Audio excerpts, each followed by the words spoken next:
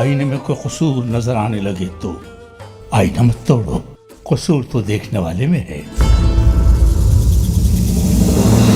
بہت بڑی خطا ہو گئی مجھ سے عالی مقام، آپ مجھے برکت عطا کر رہے تھے اور میں نادان گندم پہ اصرار کرتا رہا۔ تمہارا نصیب تو عبدو کیمرے کے در پہ ہی کھلے گا۔ قاضی جناب یونس افندی نے اپنے منصب سے استعفیٰ دے دیا۔ قاضی کا اضافہ ہو گیا ہے شیخ بابا کے مریدوں میں۔ لا الہ الا اللہ۔ میں تمہیں ایک انتہائی اہم فریضہ سونپ رہا ہوں یونس۔ حکم کیجیے شیخ محترم۔ آج سے تم درسگاہ کی صفائی ستھرائی کیا کرو گے۔